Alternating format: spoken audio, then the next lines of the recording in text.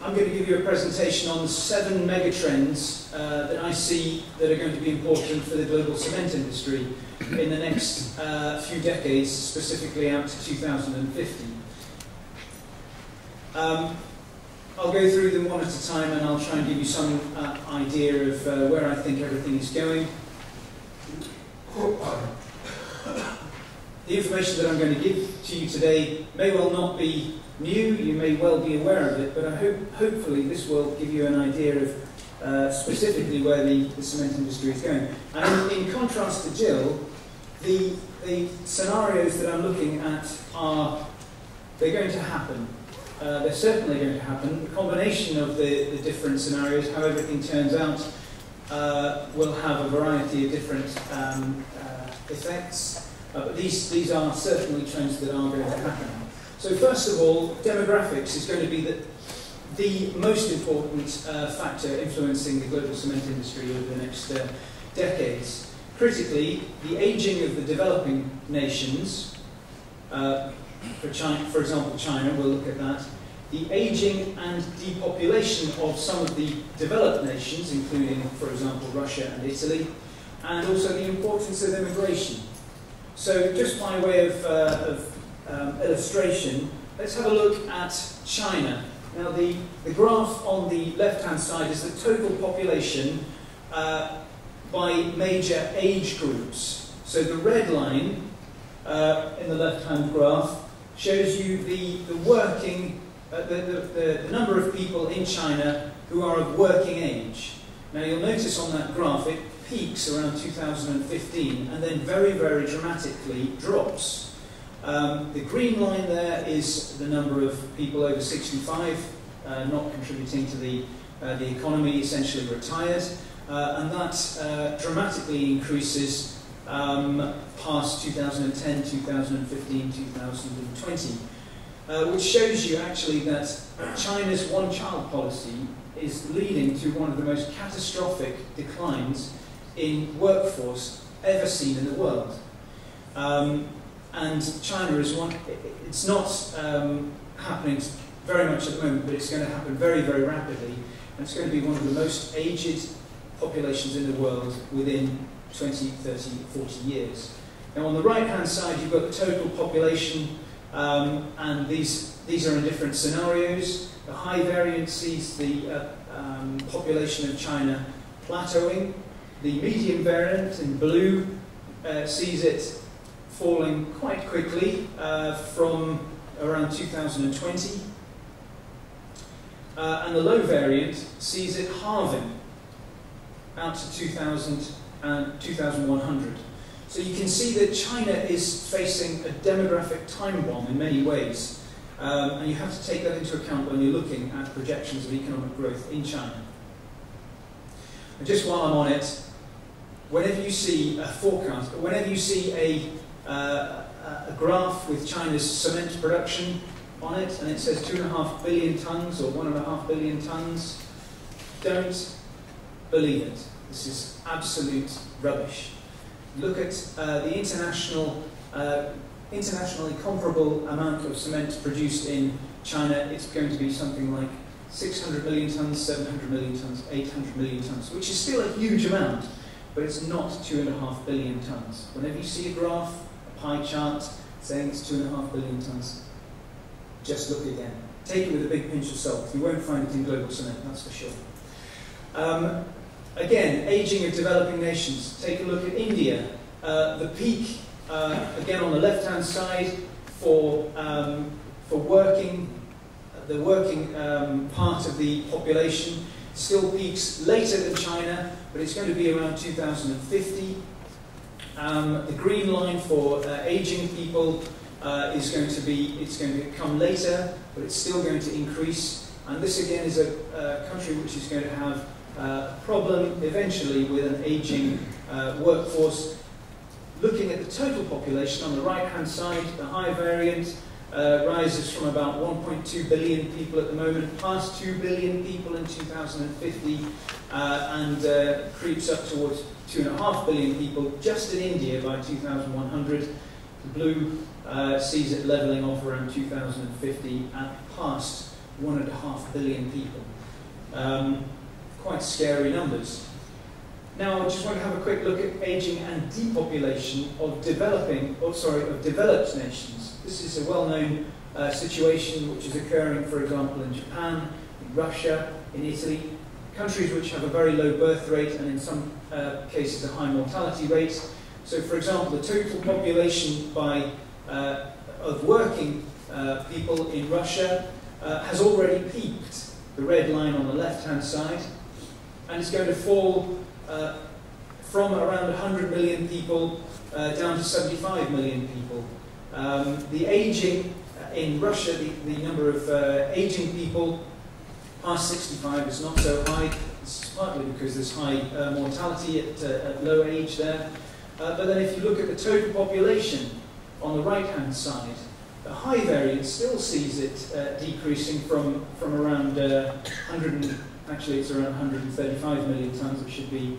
But the low variant sees Russia's population decreasing by around a half by 2100. Certainly, Russia is seeing depopulation very, very quickly at the moment. Turning to the United States, this is a very, very interesting country. I'll return to this a few slides down the road. You can see, let's have a quick look at the total population on the right-hand side. All of these forecasts, even the low variant, suggest that the population is going to head up towards 350, probably 400 million by 2050, and possibly 450 million in a high variant. So there's going to be a lot of people. The growth in America is going to be very high. Did anybody attend the IEEE in San Antonio? Just show me your hands. Anybody attend that? So you will have seen, thank you, you will have seen Ed Sullivan's forecast for economic growth and growth in cement demand in the United States. It's obviously at a fairly low level at the moment, but he foresees after the next 5 years or so double-digit growth in cement demand in the United States, partly to make up the lost ground during the recession, but also partly not only because of a relatively high birth rate, but also due to continued immigration. And here you see the red line on the left-hand side here. This is the working population, which is already at around 175 million. That's going to increase to close to 250 million by 2050, meaning that there's going to be continued growth in economic activity in the United States, whatever else happens, just partly because there are going to be a lot more people there. So the United States is almost guaranteed to have high growth, barring any unforeseen circumstances, and we'll come on to those later as well. No matter what happens, partly due to this relatively high birth rate, and also partly due to immigration, which is a very, very interesting lesson for any country that wants high growth. Now, the second major megatrend that we're going to look at is urbanisation. The number of people that live in urban areas or cities. In 1950 it was 28%, in 2000 it surpassed 50%, and the forecast is at the moment that by 2050 that 70 to 75% of all of the world's people will live in cities. Now, what does this mean for the cement industry? Well, the fact is that when you're living in a city, you're using per capita more cement than you are when you live in the country. When you look at population centres, you're seeing a coalescing of separate cities, so that there are no boundaries between them. We're also seeing increasingly the abandonment of legacy cities. For example, Detroit, the population of Detroit has decreased by 50% since 1950, and there are a number of other cities which people are leaving on account of the fact that they're too large, they're too sprawling. There are other reasons for that happening, of course, but energy prices might be one factor. It's just too expensive to get around. And the other critical factor that we'll see as a corollary for urbanisation is the fact that people are moving from the country into the cities, and we're going to be seeing fewer people in the country. I mean, for example, I did a walk around the UK a few years ago, and I was astonished by how empty the countryside was. You hardly ever saw a person there. So I think we'll be seeing a real shift and increasing urbanisation, and that obviously has implications for the cement industry. And I just want to show you this little video here, which shows you the growth of cities throughout the world. Now this is 1970, 1975, 1980, 1985, 90, year 2000, 2005, 2010, 2015, 2020, 2050. So each of us, the larger the circle, the more people in that particular city. Now you can see here that by 2050, China has gone completely mad. The rise of cities in China is quite extraordinary. But the same kind of pattern will be seen in India and the Indian subcontinent, Bangladesh and Pakistan. We'll come back to these. Cities in the Middle East are going to be growing. A little bit in Europe. This in some ways is a legacy continent, the old world. But then when you look at South America, Latin America, and North America, and critically, West Africa, you're seeing a colossal degree of urbanisation and the development of megacities. So now I want to look at which are the countries that are going to be benefiting from future growth. Well, we've all heard of the BRICS, Brazil, Russia, India and China, but I wonder which of those countries that are beyond the BRICS that are still going to benefit from growth. And if you look at the graph here, you'll see the countries which are forecast to have the highest GDPs by 2050. And I realise now you won't be able to see the names, but from the left-hand side, the blue bar is the growth of the GDP in 2050, the red is 2040, green 2030, purple 2020, and light blue 2010. So the left-hand most country is actually China. So you can see that in around 2040, possibly 30, it surpasses the United States as the world's largest economy, but the suggestion is that by 2050 it will be the world's largest economy by some distance. Then it's the United States, then it's India, then Brazil, then Mexico with a bigger economy than Russia. Next comes Indonesia, then Japan, then the United Kingdom, and then Germany. So you're seeing a lot of currently developing nations which by 2050 in no way can be called developing. They will absolutely be developed countries. And once again, I come back to the question, is the United States a developing country rather than being a developed country? From my personal point of view, it's a developing country because it has so much more potential to develop. So really, the United States, the GDP will double within the next 20 or 30 years. We're also going to see some surprising megapowers. This is essentially a graph which shows you the development. The light yellow line is representative of China. This is GDP, and the brown line is of the United States. China increases more rapidly and overtakes the United States, but the fact is that America still has a GDP growth curve, forecast growth curve, which is like a developing nation. But I want to now have a quick look at the developing superpowers based on their population. Once again, I apologise, this might be a little bit difficult to see from the back of the room, but this is the world's countries ranked in order of their population in 2050. Top of the list is India. It will have surpassed China as the world's most populous nation, probably by around 2025. However, in 2050, the second most populous nation is China. Although it will have negative growth, its population will be decreasing in size. Next is the United States, still growing relatively slowly. And then comes Nigeria, with amazingly a forecast population of over 400 million people. There's some suggestion that this is a bogus number, because when the Nigerian census rolls around, the money is allocated on the basis of how many people you've got in your state. So they inflate the number of people that they have in their state. So you have to take this with a little pinch of salt as well. But one thing is sure, Nigeria's population is growing very fast. Next comes Indonesia, which is actually in the top 5 at the moment. Then Pakistan. Ethiopia, with a forecast population of 278 million people by 2050. Who knew that? Ethiopia could be a global economic superpower. We'll return to that.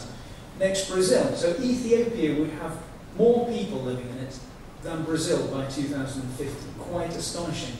Next, Bangladesh, the Philippines, Mexico, Congo, with nearly 150 million people.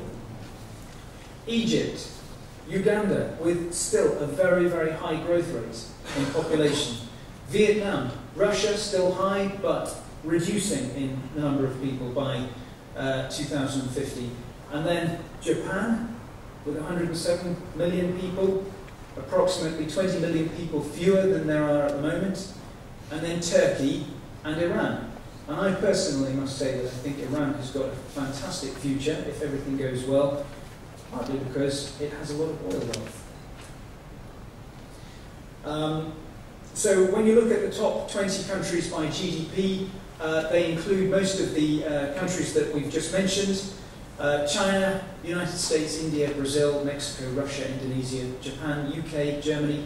Nigeria is up there, so obviously a lower per capita GDP, but still, given that there are going to be 400 million people in Nigeria, still a big economy. France, South Korea, Turkey, Vietnam, Canada, massive natural resources obviously, Pakistan, Philippines, Italy, Iran, Egypt and Bangladesh. And those are the top 20 countries by GDP, ranked in GDP by 2050. And for any of the vendors who are out there who are thinking, well, where are we going to concentrate our sales strategy? What they say is, you should go fishing where the fish are. So these possibly, you should be booking your tickets to Ethiopia, Nigeria, and Pakistan. One of the other megatrends that we have lived through and we're living through is climate change and the climate change debate, or as some would have it, climate change hysteria. The suggestion now, though, is that there might be time to pause and think again about what really is happening out there. A lot of people, can I just have a show of hands for those people who believe that climate change, whether or not it's man-made or natural, whether or not climate change is real? Put your hands up if you believe that climate change is real. Okay. Put your hand up, please, if you don't believe that climate change is real. Okay. Now, of those people who believe that climate change is real, so excluding the 2 people who didn't think that climate change is real, you're not entitled to vote in this one. Who believes that man is responsible for the majority of climate change that we're seeing at the moment? Put your hands up. And those people who don't believe that man is responsible for the majority of climate change. Okay, so I'm also in the minority here as well. So there's a suggestion now that the skeptics about climate change are growing in number, and there is also a suggestion that they are producing numbers or finding numbers in the data that would back them up in their skepticism. So there's a suggestion that in the future there might be the demise of the theory of anthropogenic climate change. Obviously that is not supported by those voters in this room, but there's a suggestion that there could be a re-emphasis on natural climate change. As a geologist, I can tell you, it happens all the time, certainly before the Industrial Revolution, sometimes very, very quickly, and obviously without the hand of man being implicated. So there's a debate there, and I just wanted to show you this graph here. The black line is the annual average. The red line is the 5-year average, and of course there's a strong warming trend. The blue line is the monthly average. It leaps around all over the place. But a lot of climate skeptics would point to the black line and say, hey, from about 2000, we've actually had climate stasis. There's not been a strong warming trend. And actually, there's a suggestion that we are now in a cooling period. So the climate change supporters would say, hang on a minute, this is probably just a momentary blip in the statistics. You know, if you have a long run of statistics, there are going to be times when the average decreases. The skeptics counter to say, okay, you've had 10 years of stasis or cooling. In the 12th year, it's no longer statistical. In the 12th year, it's real, and we're actually coming to that point. And I've always said that if the models don't fit the data, and the data is correct, presuming that the data is correct, you have to go back to the models. And the point is approaching where actually the climate change modelers are going to have to go back to their models and change them. So there could be a point in the relatively near future where the debate actually flips over and the skeptics, or the former skeptics, might be in the ascendancy, which will be very interesting.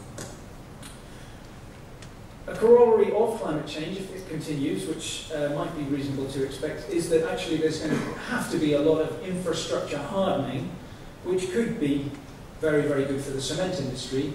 But when I wrote a column about this in the Global Cement magazine a few years ago, suggesting that actually it might not be a debate which is cut and dried, and things might not be necessarily as the majority of scientists would have us believe, I had a number of responses which said it's immaterial as to whether or not climate change is real, whether or not it's man-made.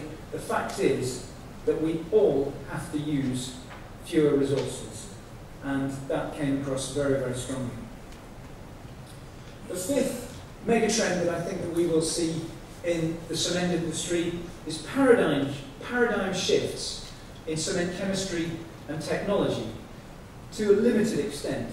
I think actually the largest megatrend that has already started but will continue and I think will accelerate is the incredible shrinking clinker factor. I think that it's crazy to use expensive, energy-intensive OPC clinker in your cement when you can use low carbon, possibly cheaper, just as effective supplementary cementitious materials and fillers.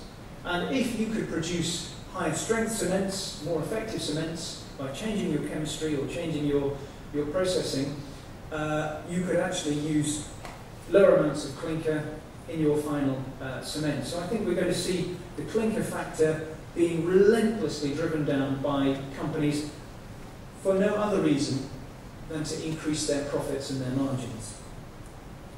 I think we've actually come to a technology plateau. Joe Harder, who's in the audience, made the point at a conference recently that actually we haven't seen groundbreaking technological improvements recently. These are small incremental changes, and his suggestion was that actually we're not going to be seeing very large changes in technology for cement manufacture.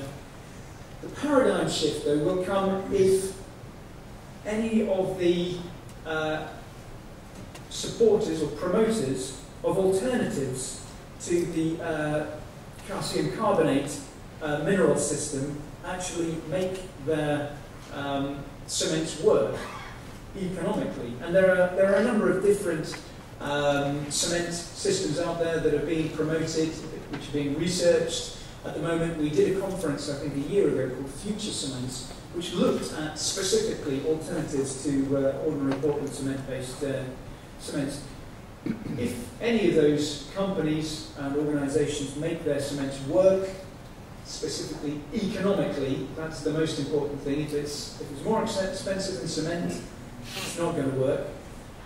If they make it work, then there's a possibility that we could see a paradigm shift, which is not necessarily a bad thing for the current cement producers, because I would imagine that if, for example, Novacem, which is working on a magnesium oxide-based cement, makes its process work, then one of the multinationals will come along, buy them out, and roll out that technology, so that instead of being a cement company based on ordinary Portland cement, they will just become a cement company that produces cementitious materials. They don't care whether or not it's OPC-based or MGO-based. They just want to have the margin and produce that solution for people that want a cement-like product. The sixth megatrend that we're going to see is increasing energy costs. Now, I was discussing last night with a gentleman in the pub, as you do, about the trends in energy costs. And I managed to find a graph of forecasts for energy costs, and here it is. It's quite amazing. This is world oil prices from 1980 to 2035. Where the lines diverge, that's where it becomes a forecast. And you'll see that the high forecast for 2035 is over $200 a barrel. The medium forecast is $133 a barrel. And the low forecast is $50 a barrel. So the forecast is that the price of oil is either going to be really high, similar to what it is today, or actually quite low. So as a forecast, that's completely useless. So thanks very much to whoever made this graph. So I'm going to skip down to point D. The fact is that we're on a tipping point at the moment. We're looking at potentially vast amounts of energy that could be derived from shale gas. There's a body of oil shale, of shale gas bearing strata in Russia, which is larger than Europe. It could produce hundreds of trillions of cubic meters of gas. The Americans are sitting on vast reservoirs of shale gas. The Canadians, vast acres, literally billions of tons of oil shale. And there's also the suggestion in the longer term that we might be able to enjoy electricity, relatively low-cost electricity from fusion. So the question is, are we looking at a peak oil scenario, or are we looking at a future which has a massive glut of energy? And nobody knows. The chances are that the economics of it will win out. The suggestion in the pub last night was that actually the future development of shale gas is not a technical issue anymore, it's a political issue. So you can't say that the future is going to definitely be high energy costs. However, I do believe that as an industry, we need to prepare for higher energy costs. We're seeing them. That is our reality at the moment. And the most critical trend that we've seen in the last decade, and which we feel sure is going to play out for the next few decades, is an increase in the use of alternative fuels in the cement industry. At the conferences that we've organised, the trends that we've seen in alternative fuels is that there is a significant quality deterioration in alternative fuels supplied to the cement industry, because we are seeing increased competition from other industries, particularly power generation. Power generation, they seem to be able to pass on some of their cost increases, not so much in the cement industry, even though we're an extremely energy-intensive industry. So we're seeing quality deteriorations. The cement industry is having to go further down the quality curve. It's possible for us to use those lower quality fuels, but it does bring us to quality control problems, and that's something that the cement industry is going to have to grapple with in the future as well. The Japanese have already done it. It's being seen in some areas in India. I do believe that we will see eco-industrial hubs where actually it's more or less a closed loop. where there are some industries that make a product, their byproduct, their waste, if you like, is reused by the cement industry. Some of the, it's a closed loop system, and I think we'll be seeing a lot more of that as well. One of the corollaries of increased energy costs, which we're obviously seeing at the moment, is waste heat recovery, which obviously we're going to be speaking about in depth over the next couple of days. And I do believe that we also may see some innovations in refractories and insulation, so that actually our leaky pyroprocessing systems waste less heat through their process walls. However, energy costs are probably the greatest source of uncertainty for the cement industry going forward. However, in terms of all building materials and all of the materials that society uses, although cement and lime are relatively high embodied energy, relatively high embodied CO2, certainly they are much lower than, for example, plastics, aluminium, glass, steel, bitumen, comparable to asphalt. However, when you look at the final product of our industry, and the final product of our industry, if you like, is not cement, it's actually concrete. We're making the ingredients for the final product. The final product, concrete, actually has one of the lowest embodied energies and one of the lowest embodied CO2 per cubic metre, per kilogram, of any of the alternatives when you're looking at construction materials. So that potentially is quite a good message that we can put out there in the future. Now finally, I come to the scary slide, which is what we might call the unknown unknowns, a Rumsfeldian term, which might also be called the black swans. Actually, the ones that I've put up here are the known unknowns.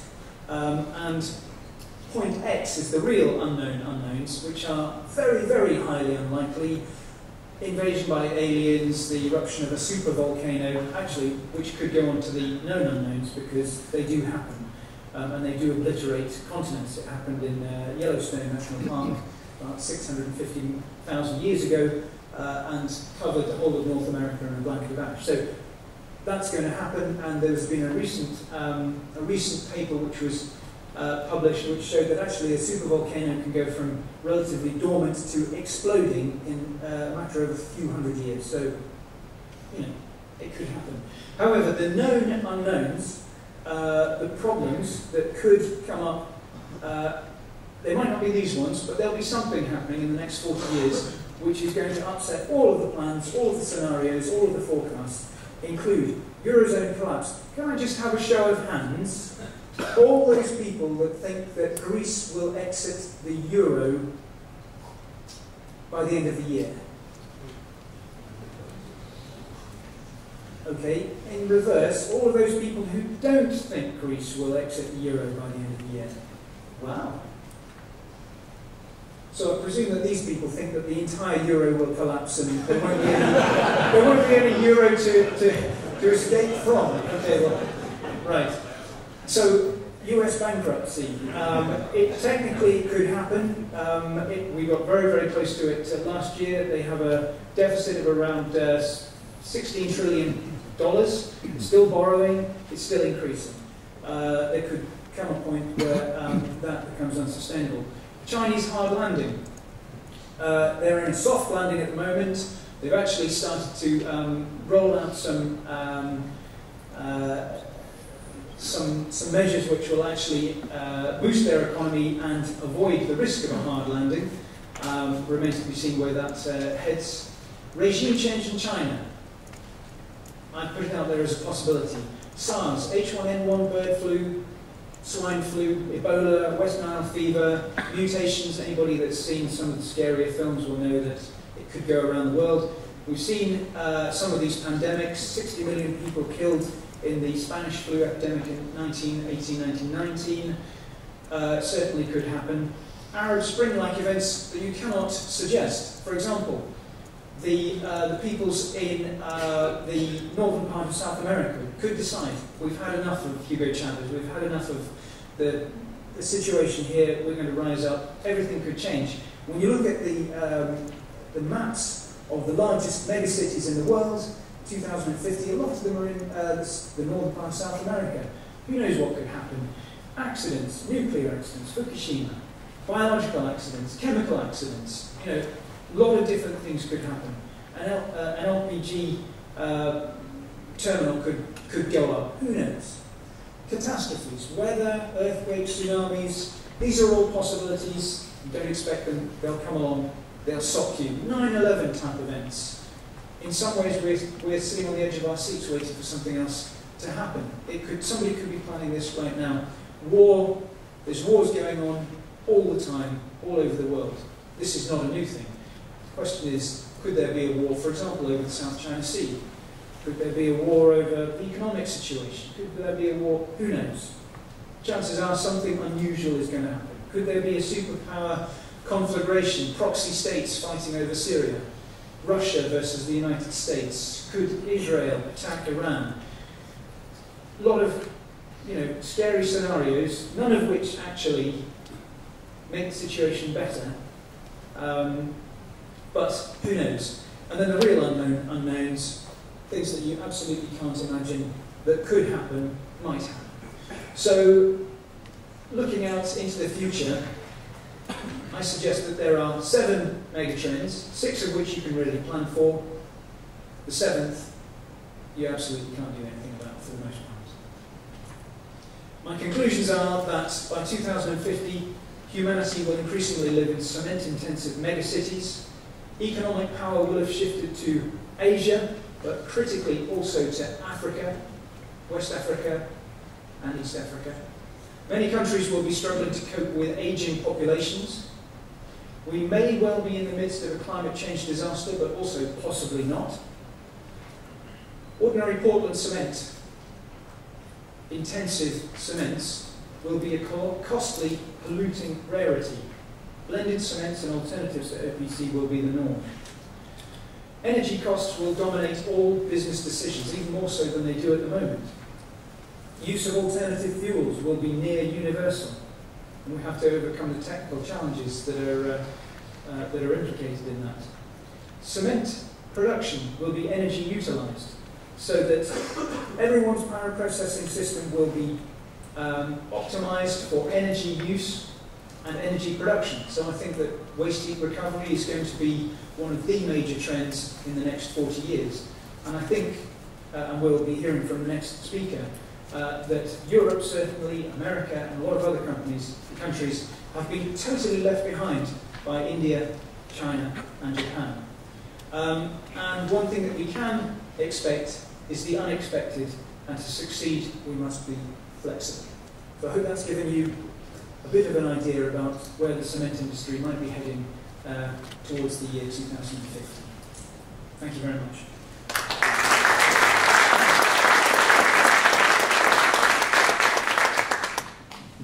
Right, I'm in the happy position of being able to invite any questions on my own presentation. Yes, name and company. Yes, I'm Asa from Jam Consulting.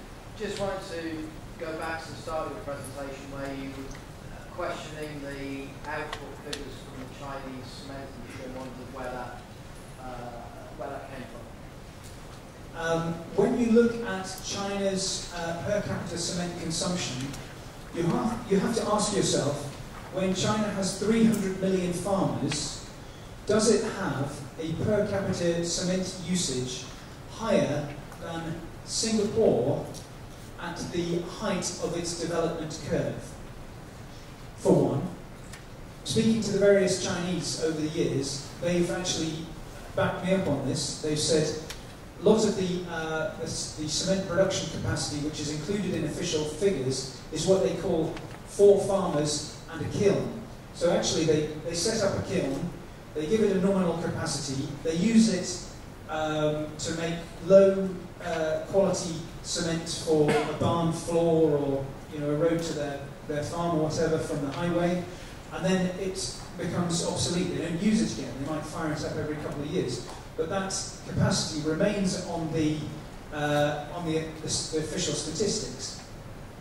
They also told me that actually, when the central government tells you your province that you're going to make 200 million tonnes of cement that year, you're going to go back to the official statisticians and say, sorry, we only made 40 million tonnes. And another line of clue, if you like, is that in our own global cement directory, we have continually gone back to the Chinese and asked them, particularly a professor of cement technology from Shanghai, to give us the information on all of their international standard integrated cement plants, so clinker producing plants. And over the years, we've pushed them and pushed them, and we've now got about 750 to 800 million tonnes of cement capacity enumerated in China. Not 2.5 billion tonnes, so 700 to 800 million tonnes. Now it could be that information is incomplete, and it is incomplete. It must be incomplete. There's almost no way of finding out, the 801st cement plant in China that you've missed out. But you have to ask, with all of these lines of suggestion, are the Chinese really producing half of the world's cement? I don't think so. And I've really been sceptical about this for the last 15 years. Any other questions? Yes, please. Thank you for your presentation. I have three comments. About the natural climate reasons which you mentioned and the role of the man or nature, I think that one of the main issues is this global warming and the greenhouse effect, which completely is a man-made scenario because of the generation of CO2 and the Kyoto Protocol that we know about. And even for the natural reasons, the question is that whether man accelerates them or decelerates them. And it seems that the industry continuously is accelerating this catastrophe. And also, what is empty this proceeding is the last slide, that's for the conclusions. It's a very useful slide, and it is not here in the proceeding.